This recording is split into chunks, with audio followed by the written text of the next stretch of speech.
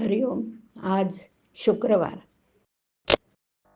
13 February 2026. सद्गुरू ब्रह्मचैतन्य गोंदवलेकर महाराज आज आपल्याला सांगणार आहेत की नामाचं त्रिकाला बाधित श्रेष्ठत्व. ऐकूया. नाम हे सच्चिदानंद स्वरूप आहे. शुद्ध परमात्म स्वरूपाच्या अगदी अगदी जवळ कुणी असेल ना तर ते फक्त नामच. नाम हे चिन्मय असल्यामुळे त्याचा आनंद ओसंडून येतो आणि ही सृष्टी तयार होते. अनेक रूपं घडवणं, ती मोडणं, नवीन तयार करणं, पण आपण स्वतः मात्र मूळ स्वरूपात राहणं, ही केवढी विलक्षण लीला आहे ना.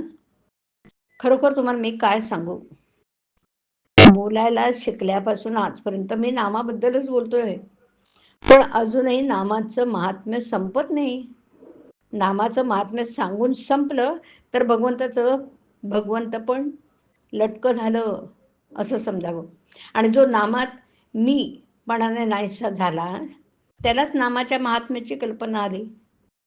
असा पुरुष नामाविषयी मौन तरी धरील, कारण त्याचं महात्म्य कोणाला सांगता येणार नाही, किंवा शेवटच्या श्वासापर्यंत नामाचं महात्म्य सांगत राहील. कारण ते कितीही सांगितलं तरी संपणार नाही आणि कितीही ऐकलं तरी तृप्ती होणार नाही. नामाने सर्व पापे नाहीशी होतात. भगवंताला विसरणं हे सर्वात मोठं पाप आहे. नामाने भगवंताचं स्मरण होतं. नाम हे वेदांपेक्षाही श्रेष्ठ आहे. कसं ते पहा. वेदाध्ययनापासून फायदा होण्यासाठी 4ही वेदांचा अभ्यास करणं जरुरीचं आहे. त्यासाठी पुष्कळ वेळ श्रम नक्कीच लागतात. नामाला श्रम नाही. दुसरं, वेदांचा अधिकार सर्व लोकांना नाही, पण नाम कोणीही घ्यावं. वेदांना मंत्राचा आरंभ ओंकारानेच होतो, म्हणून वेदारंभी देखील नामच आहे ना. नाम हे तीर्थयात्रेपेक्षा श्रेष्ठ आहे. अंतरंगामध्ये बदल होण्यासाठी यात्रा करायची असते, पण त्याला श्रम, पैसा, प्रकृती वगैरे गोष्टी अनुकूल असाव्या लागतात. नाम हे घर बसल्या अंतरंग बदलण्याचा अनुभव आणून देतं.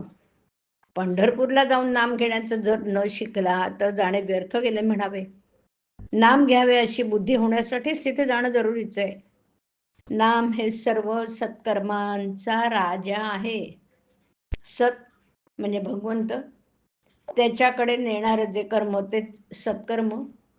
इतर कर्म आडवळणाने भगवंताकडे नेतात.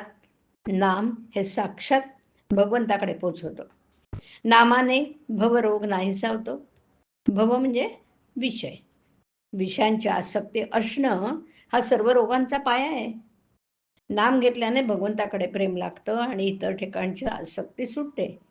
नामाने सर्व दुःख नाहीशी होतात, कारण या दुःखाचं मूळ विषयांच्या आसक्तीमध्ये, आणि नामाने ते आपोआप सुटते, म्हणून दुःख नाहीच होतो.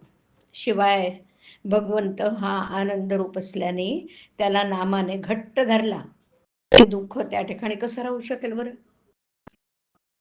प्रत्येक मनुष्याने भगवंताचं नाम घ्यावं, त्याचं ध्यान करावं, त्याच्या स्मरणात राहावं आणि आपल्या जन्माचं सार्थक करून घ्यावं. हरिओम. हरिओम तत्सत. हरिओम.